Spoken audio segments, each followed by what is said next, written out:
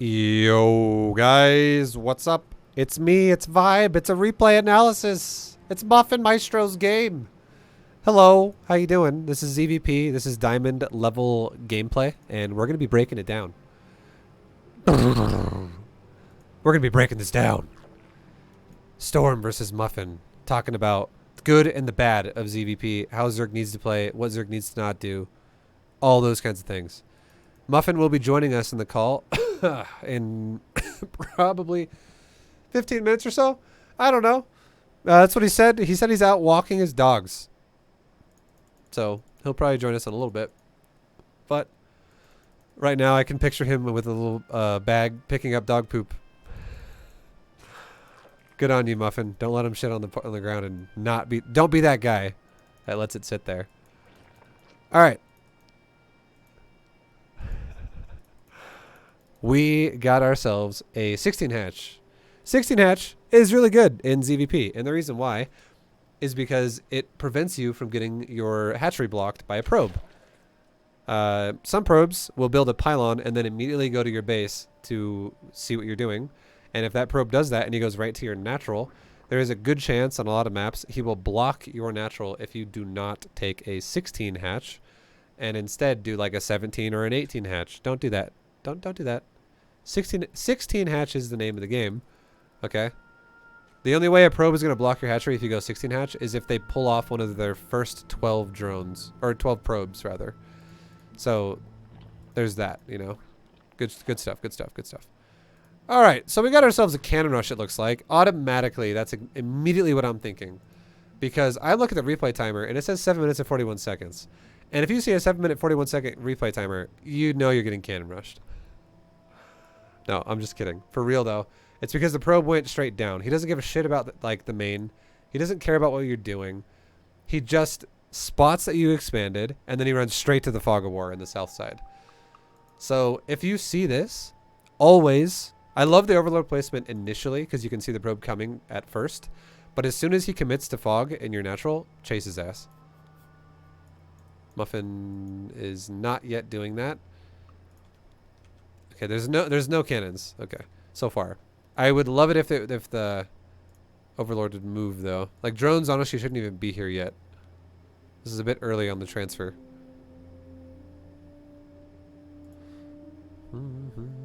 Anyways. Not that big of a deal yet. Transfer one drone off your main, go to your natural with it. 16 out of 16, get that shit optimal. You never really want, you always want to make sure this is optimal, and optimal mining is 2 drones per patch, which equates to 16 in total, because there's 8 patches. So yeah, there's a little bit of a tiny bit of inefficient mining going on. It's not the biggest of deals. You're still going to be able to spend all your money, but you're probably going to miss out on, up to this point already, I would say probably like 15 minerals, 20 minerals. Because of this, it's not the biggest of deals, but it will keep adding up over time if we don't fix that. You're probably gonna miss out on like fucking like 1 mineral every like 30 seconds basically, or like every like 20 seconds. Anyways, you fixed it. Good shit. Okay, so what we saw just now is we saw a core in the main, a nexus in the natural, and a really ugly wall, which is awkward. It's 2 gateways and 2 pylons. And this is not a full wall. There is a gap right there where the green box is right now for a zealot to stand. But this wall is awkward because you could bust this with banelings or something if you really wanted to. This is like asking to be punished. Whenever Protoss wall with pylons, it's really risky. Which, who knows, you might even do that. You might even bust it at some point. I don't know. Okay. One thing to note, as soon as you make your decision of creep tumor and inject, if you do not see an adept being made, and what I mean by that is if the gateway is not producing a unit, it is currently producing a unit, but you see a zealot. Yo, Theory, what's up, dude? We're making a YouTube video right now. Love you, man. Fucking love. That's a premier Protoss right there, guys. Love that guy. So you see a zealot, Muffin, and when you see a zealot, what you should do is you should leave one queen, whatever queen you want to be your injector, it's fine. or sorry, your creep spreader, you leave it at now the other part of the base where you want to drop a tumor, and which now, because you put your first one in your main, this one should be at your natural. Secondly, when you see it's not an adept, you should always, always, always run one of your 2 queens that you have to your third to immediately be at your third by the time you have 25 energy. If you do not see an adept made, you do not have to worry about anything. And what I mean by that is it's kind of nice if you see an adept get made and you're like, oh shit, okay, well, he might run into the main or he might run into the natural. Then I'm totally on board with delaying your queen from going to your third for just a moment until your next 2 queens spawn. That way your queen can smack the adept if it goes into the main or if it goes into the natural with a shade. So you have 1 queen in each of those bases still. But he didn't make an adept, so you don't have to worry about that at all. So now all you're doing is you're missing out on an inject. Does that make sense? Queen needs to go to third immediately once it injects your natural. Because you could be injecting your third like your queen would be getting there like right now because it would have to walk across this slow area. And it could be injecting the base right now. So you're missing out. You're missing an entire inject basically because of this.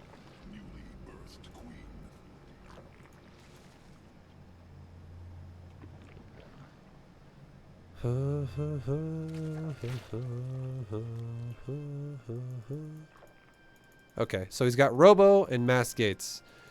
He's got 4-gate Robo. So it's not really Mass Gates yet.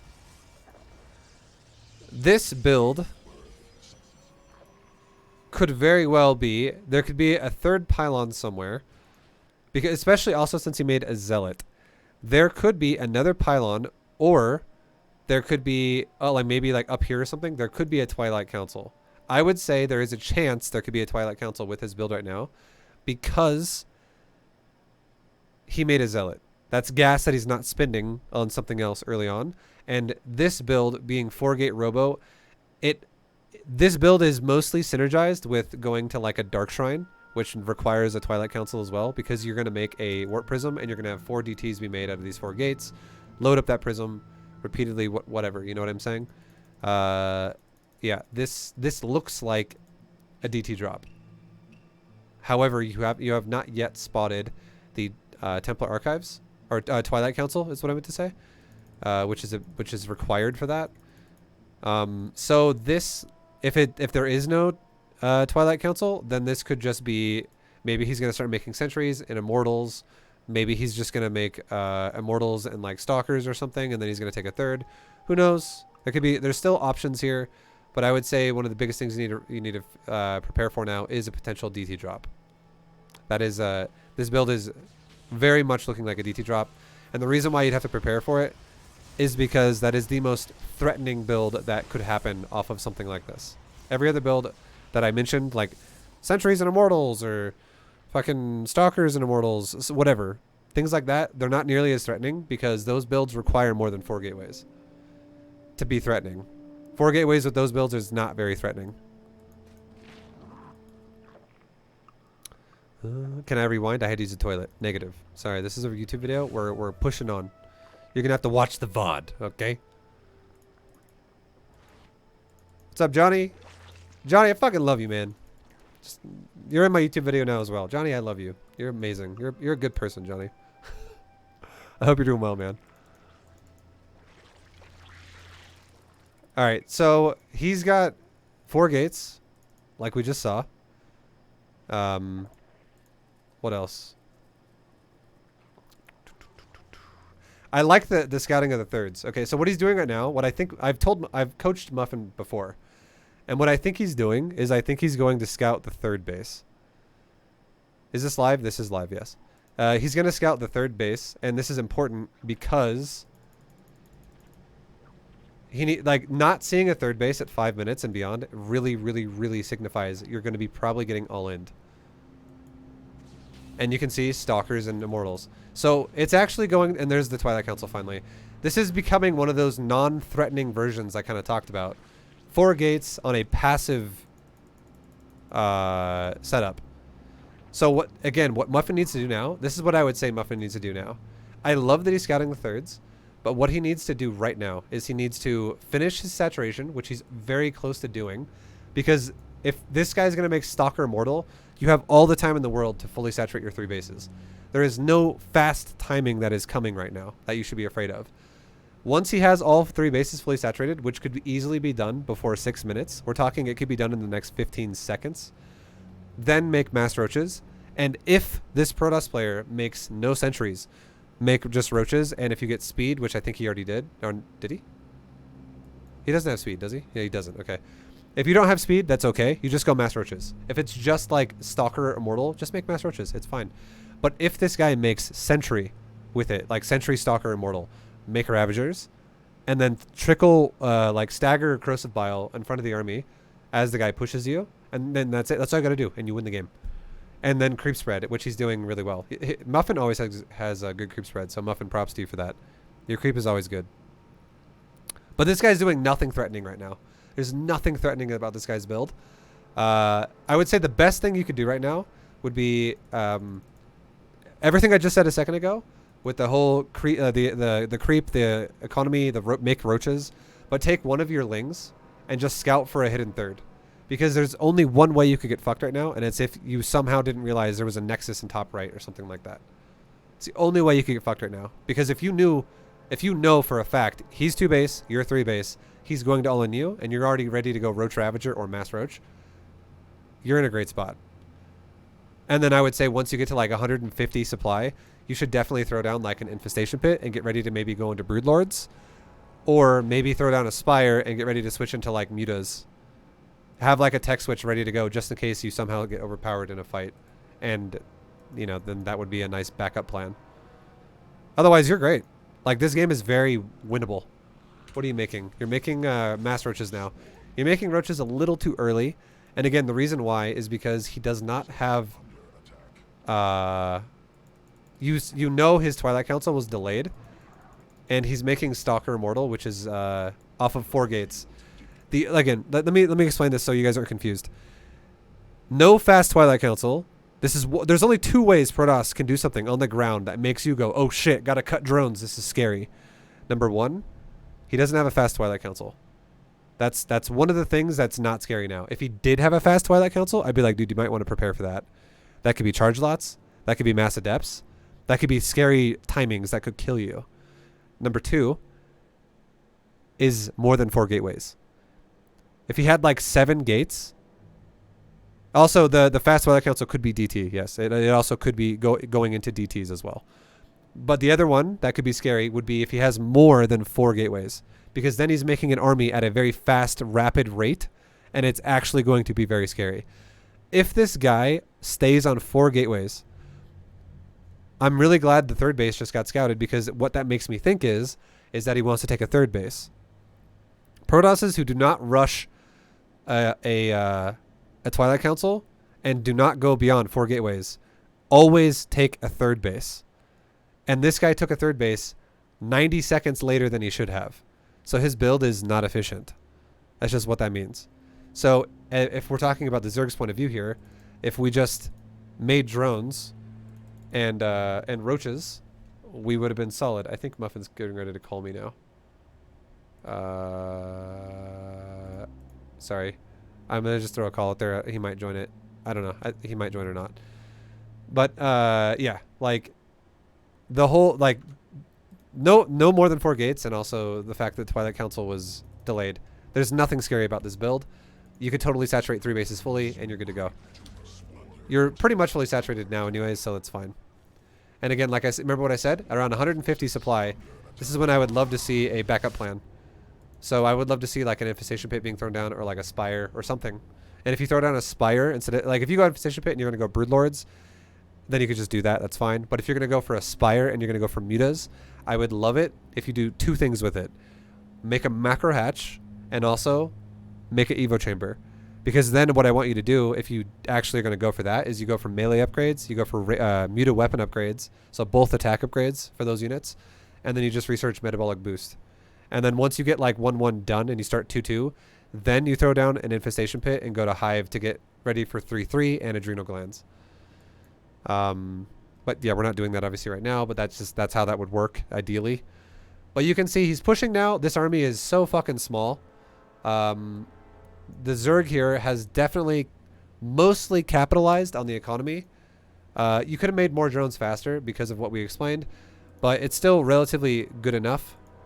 And look at the supply right now. This is a diamond game, and the Zerg player is definitely massing faster than the Protoss is here. We have like almost double supply right now, very close to double supply. Is this Protoss just bad? Discuss. His build is not very good, but this is very realistic to be Diamond League. His build is just not efficient. Like, this Protoss player could probably be 10 times the player he is right now if someone just helped him with his build. I've done that to so many Zerg players where they're like, why am I losing? And I'm like, stop fucking your build up in this way, and suddenly you're 10 times better.